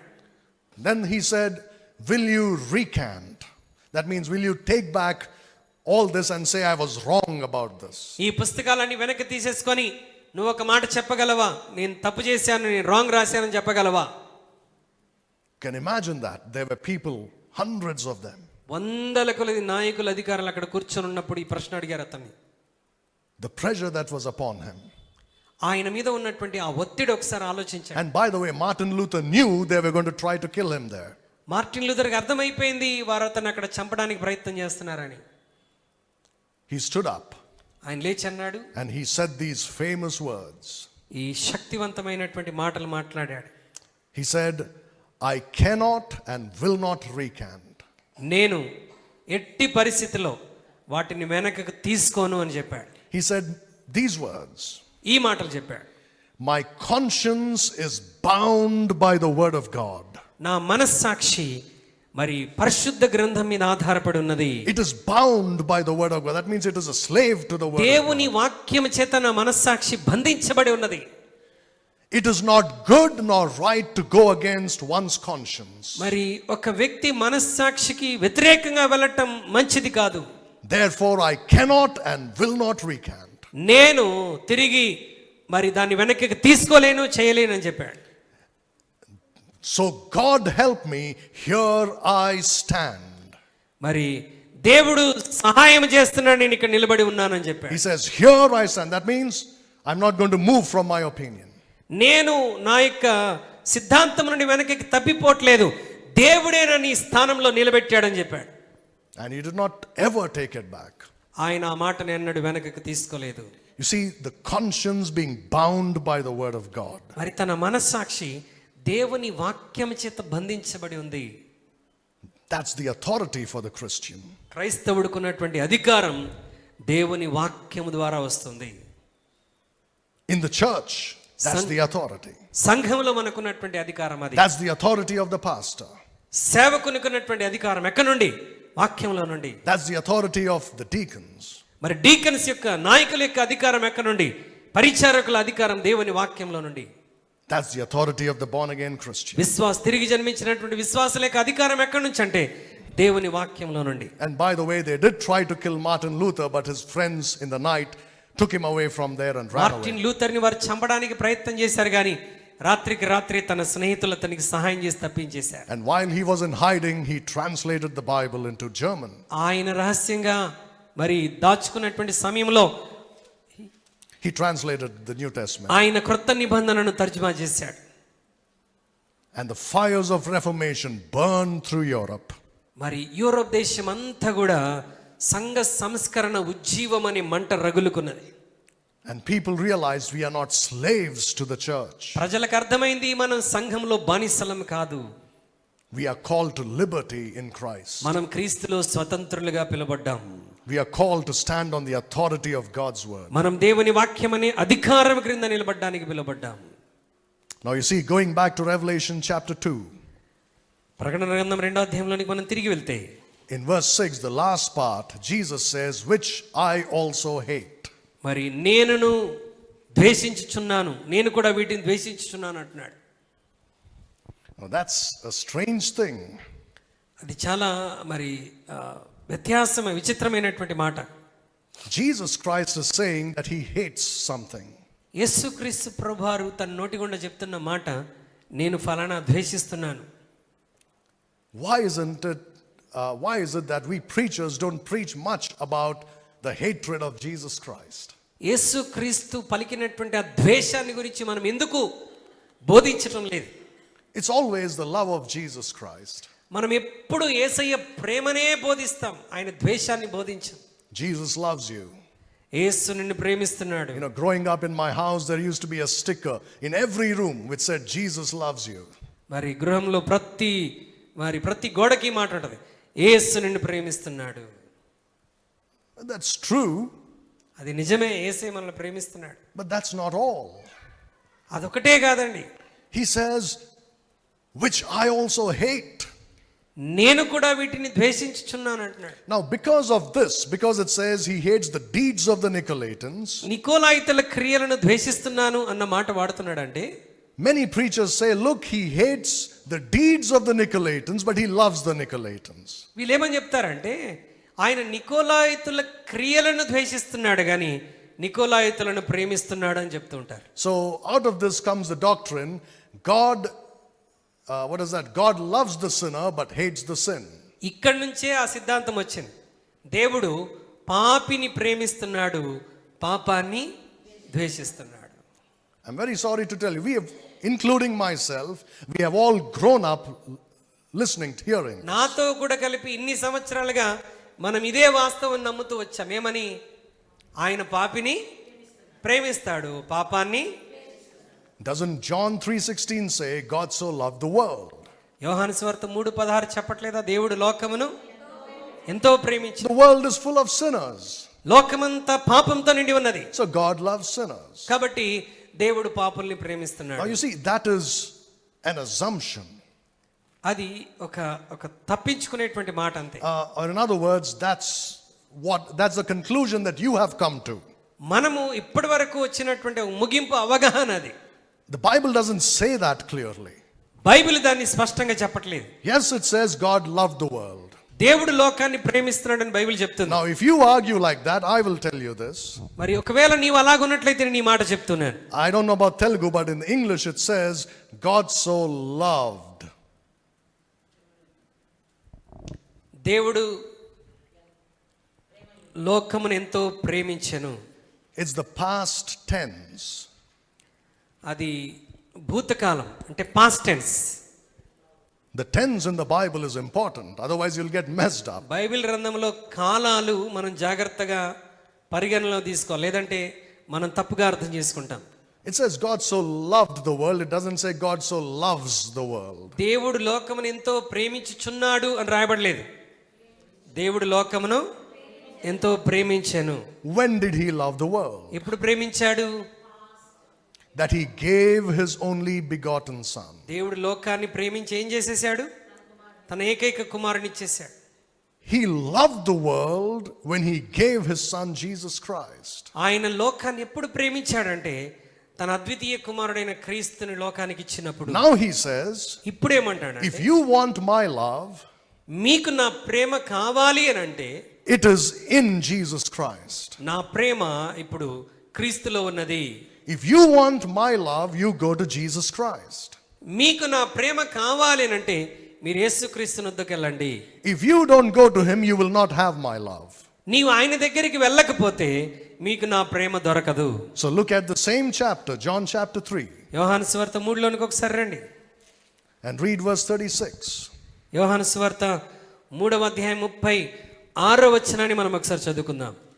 3వ అధ్యాయం 36వ వచనం. కుమారుని యందు విశ్వాసముంచు వాడే నిత్య జీవము గలవాడు, కుమారునికి విధేయుడు కానివాడు జీవము చూడడు గాని దేవుని ఉగ్రత వాని మీద నిలిచి ఉండును. You see those words, the wrath of God. దేవుని ఉగ్రత అన్న మాటను అండర్లైన్ చేసుకోండి. On whom is the wrath of God? దేవుని ఉగ్రత ఎవరి మీద నిలిచి ఉంటుంది? He that does not believe in the Son. ఎవరైతే కుమారుని యందు విశ్వాసం ఉంచడో. So are you telling me that God loves the sinner? మరి దేవుడు పాపిని ప్రేమిస్తాడు అని నువ్వు చెప్తూ ఉంటే, And he says, I love you so much, son, come, I'll throw you in hell now. అంటే నేను నిన్ను ప్రేమిస్తున్నాను అని చెప్పి నిన్ను తీసుకెళ్ళి నరకంలో వేస్తున్నానని దేవుడు చెప్తున్నాడా? The wrath of God is upon him. దేవుని ఉగ్రత వారి మీదకి వస్తుంది.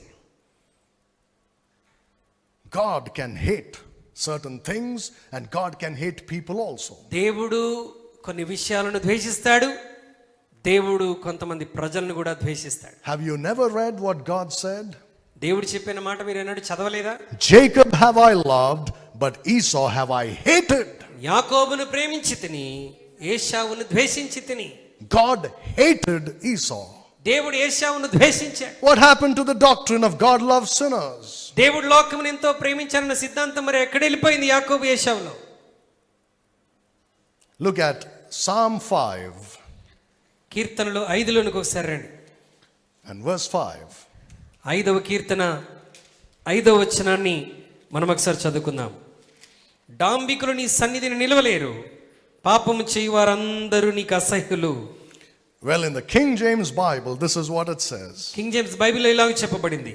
Thou hatest all workers of iniquity. పాపము చేసే వారందరినీ నీవు ద్వేషిస్తావు. It's talking about God. దేవుని గురించి రాయబడిన మాట. God hates the workers of iniquity. దేవుడు పాపపు క్రియలు చేసేటువంటి వారందరినీ ద్వేషిస్తాడు. Look at Psalm 139 and verse 2. 139వ కీర్తన 2వ వచనం దయచేసి చూడండి. 139 2వ వచనం. 139 Verse 2. నేను కూర్చుండుట నేను లేచుట నీకు తెలియను. I think that's not the right one. Is it 139? Okay. Look at Proverbs 6 and verse 16. సామెతలు 6:16లోనికి ఒకసారి వెళ్దాం. సామెతలు 6:16. యెహోవాకు అసహ్యములైనవి 6 కలవు, 7 ఆయనకు హేయములు. Now the Telugu Bible has softened it up very nicely. మరి తెలుగు బైబిల్ చాలా సున్నితంగా మాట్లాడుతుంది ఇక్కడ. In the King James Bible it says there are 7 things that God hates. మరి 7 విషయాలు దేవునికి అసహ్యం అని చెప్తున్నాడు, ద్వేషిస్తున్నాడు అని చెప్తున్నాడు. It's not just that he feels dirty about them, he hates them. ఆయన అసహ్యంగా ఫీల్ అవటమే కాదు, వాటిని ద్వేషిస్తున్నాడని బైబిల్ చెప్తుంది. So there are so many other verses. ఇంకా అనేకమైన వచనాలు మనం చూడవచ్చు. Look at Romans 9:13. Roma 9. Yes. రోమా పత్రిక 9వ అధ్యాయం 13వ వచనాన్ని మనం చదువుదాం. ఇందును గురించి నేను యాకోబును ప్రేమించి తిని ఏశావును ద్వేషించి తిని అని వ్రాయబడి ఉన్నది. There you go. God hated Esau. ఏశావును ద్వేషించారన్న మాట మనం అక్కడ చూస్తాం. There are many such verses in the Bible. పరిశుద్ధ గ్రంథంలో అలాంటి వచనాలు ఎన్నో మనకు కనబడతాయి. It says in the book of Deuteronomy chapter 7 and verse 10. ద్వితీయోపదేశకాండం 7వ అధ్యాయం 10వ వచనంలో బైబిల్ అంటున్నది, ఆయన తన్ను ద్వేషించు వాని విషయము ఆలస్యము చేయక బహిరంగముగా వానికి దండన విధించును. That doesn't look like love. అక్కడ ఈ వచనంలో మనకి ప్రేమ కనబడట్లేదు. He says he will quickly repay the one who hates God. తన్ను ద్వేషించు వారిని ఆలస్యం చేయక బహిరంగముగా వానికి శిక్ష విధిస్తాడు. He doesn't say I love you. నేను నిన్ను ప్రేమిస్తున్నాను అని చెప్పట్లేదు. He's saying I'll throw you in hell. నేను నిన్ను నరకంలో పడేస్తానని చెప్తున్నాడు. Now there are, in Psalms it says God shall turn the wicked into hell. మరి దేవుడు మరి ఇలాంటి పాపులందరినీ మరి నరకంలో పడేస్తాడని చెప్తున్నాడు. In the book of Psalms. కీర్తనల గ్రంథంలో. And here he says in Revelation, he hates the deeds of the ఇక్కడ Nicolaitans. ప్రకటన 2:6లో ఆయన అంటున్నాడు, నికోలాయితల క్రియలను నేను కూడా ద్వేషిస్తున్నాను. For 1500 years, this system called the Catholic Church existed. 1500 సంవత్సరాలు ఈ కథోలిక సంఘం అనేటువంటి పద్ధతి ఉనికిలోనికి వచ్చింది. You can imagine how much God hates it. ఎంతగా దేవుడు వారిని ద్వేషిస్తున్నాడు చూడండి. Because they are Nicolaitans. వారు నికోలాయితులు గనుక. And that's why we should be careful about Nicolaitanism. కాబట్టి దేవుని బిడ్డలమైన మనము కూడా నికోలాయితుల పద్ధతిని గురించి, వారి క్రియల గురించి, బోధల గురించి జాగ్రత్తగా ఉండాలి. We should take care we don't become Nicolaitans in other Christians' lives. మనము కూడా మన జీవితంలో మన తర్వాత వచ్చినటువంటి విశ్వాసాల మీద నికోలాయితుల ప్రభావాన్ని చూపకూడదు. Now, one thing you must keep in mind as we close. మన ముగింపులో ఒక విషయాన్ని మనం దృష్టిలో ఉంచుకోవాలి. That in the tribulation, once the church is raptured, మరి శ్రమల కాలంలో ఎప్పుడైతే సంఘం పైకెత్తబడుతుందో, these Nicolaitans will get full power once again. ఈ నికోలాయితులు శ్రమల కాలంలో ఇంకా పరిపూర్ణమైన అధికారంలోనికి వచ్చేస్తారు. That's why Jesus Christ is talking about them to the very first church, the church of Ephesus. అందుకొరకే యేసుక్రీస్తు ప్రభువారు మొట్టమొదటి సంఘానికి ఈ మాట చెప్తున్నాడు. They will come in, once the church of this time is raptured, మరి ఈ కాలంలో ఉన్నటువంటి సంఘం ఎప్పుడైతే ఎత్తబడుతుందో, people will start believing in Jesus Christ in the tribulation. శ్రమల కాలంలో కూడా అనేకులు యేసుక్రీస్తునందు విశ్వాసం ఉంచటం మొదలు పెడతారు. But you see, they'll be totally ignorant of the Bible. వారికి బైబిల్ విషయంలో వాళ్ళు చాలా అమాయకత్వంలో ఉండేటువంటి వారు. Because all these years they never read the Bible. ఎందుకంటే ఇన్ని సంవత్సరాలు వారు ఎప్పుడు బైబిల్ని చదవలేదు. Now after the church is raptured, they got saved. మరి ఇప్పుడు సంఘం పైకెత్తబడిన తరువాత శ్రమల కాలంలో కొంతమంది రక్షణలోకి వచ్చారు. And they'll be formed into small groups. వారు చిన్నటువంటి సమూహాలుగా, సంఘాలుగా బహుశా కూడుకు ఉంటారు. And immediately the Nicolaitans will infiltrate those churches. వెంటనే ఈ ఏర్పడినటువంటి సంఘాల్లో విశ్వాసుల జీవితాల్లో నికోలాయితులు వచ్చేస్తారు. And they will try to corrupt them and rule over them. వారిని చెడిపివేసి వారి మీద ప్రభుత్వం చేయటం, అధికారం చేయటం మొదలు పెడతారు. That's why not only to this church, to other churches also, the Lord gives this warning. మరి ఈ సంఘానికే కాదండి, మిగతా సంఘాలకు కూడా దేవుడు ఈ యొక్క హెచ్చరికనిస్తూ ఉన్నాడు. Thou hatest the deeds of the Nicolaitans, మీరు నికోలాయితుల క్రియలను ద్వేషించుచున్నారు, which I also hate. నేనును వాటిని ద్వేషించుచున్నాను. He that hath an ear to hear, let him hear what the Spirit saith unto the churches. చెవిగలవాడు ఆత్మ సంఘములతో చెప్పుచున్న మాట వినుగాక. The rest of that verse, the Lord willing, we will look at next time. మిగతా వచనాన్ని ప్రభు చిత్తమైతే మరి next Bible స్టడీలో మనం నేర్చుకుందాం. But to these Christians or to these believers in the tribulation, అయితే శ్రమల కాలంలో ఉండేటువంటి ఆ విశ్వాసులు, a specific promise is given. వారికి ఒక ప్రత్యేకమైన వాగ్దానం ఇవ్వబడింది. To him that overcometh will I give to eat of the tree of life. జయించువానికి దేవుని పరదేశంలో ఉన్న జీవవృక్ష ఫలమును భుజింపనిత్తును. That's not a promise for you and me. ఈ వాగ్దానం నీకు నాకు ఇవ్వబడిన వాగ్దానం కాదు. It's a specific promise given to believers in the tribulation. శ్రమల కాలంలో రక్షించబడి మరి కొనసాగుతున్నటువంటి విశ్వాసాలకు ఇవ్వబడినటువంటి మాట. So we will look at what it means when it says to him that overcometh. జయించువానికి అన్నటువంటి మాట ఏంటో మనం నేర్చుకోబోతున్నాం.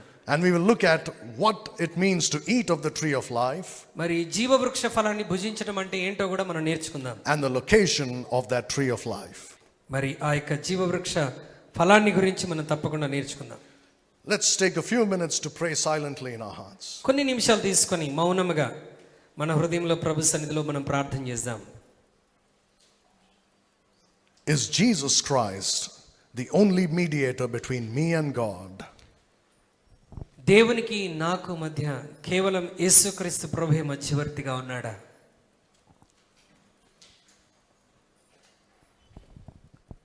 Are we depending on Jesus Christ? మనం నిజంగా యేసుక్రీస్తు మీద అన్ని విషయాల కొరకు ఆధారపడుతున్నామా? That's what he wants us to do. మనం అలా చేయాలని ఆయన కోరుతున్నాడు. That we depend on him totally. మనం పూర్తిగా ఆయన మీద ఆధారపడాలి. His desire is that we love him because he first loved us.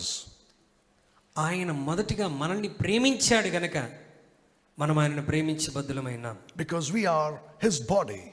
మనం ఆయన శరీరమై ఉన్నాం. We are the bride of Christ. మనం క్రీస్తు వధువు అయి ఉన్నటువంటి వారం. Have we left our first love? మనం కూడా మనం మొదటి ప్రేమలో నుండి పడిపోయామా? Stopped doing our first works? మొదలు చేసిన క్రియలు చేయటంలో నుండి తొలగిపోయామా? The Bible says, remember from whence thou art fallen. నీవే స్థితిలో నుండి పడిపోయావో జ్ఞాపకం చేసుకో. Repent పశ్చాత్తాపడు. and do the first works. ఆ మొదటి క్రియలను మరలా చేయి. That's the loving call of the Lord to each and every Christian who has cooled down, so to say, in his spiritual life. ఆత్మ సంబంధమైన జీవితంలో ఎవరైతే చల్లబడిపోయారో వారిని ప్రభు మరలా ప్రేమతో పిలుస్తూ ఉన్నాడు. Total dependence on Jesus Christ. యేసుక్రీస్తు మీద పూర్తిగా ఆధారపడటం. That means total surrender to the word of God. దాని అర్థమే దేవుని వాక్యానికి పూర్తిగా నిన్ను నీవు సమర్పించుకోవటం. My conscience is bound by the word of God. నా మనస్సాక్షి దేవుని వాక్యము చేత బంధించబడింది. Can we say that? ఆ మాట నీవు నేను చెప్పగలమా? This book says it. ఈ పుస్తకం ఆ మాట చెప్తుంది. I believe it. నేను ఆ మాట నమ్ముచున్నా. That settles it. మరి అది ఏమి చెబుతుందో ఆ మాట నేను నమ్ముతున్నాను. That should be our attitude. మన యొక్క విధానం కూడా అదే విధంగా ఉండాలి.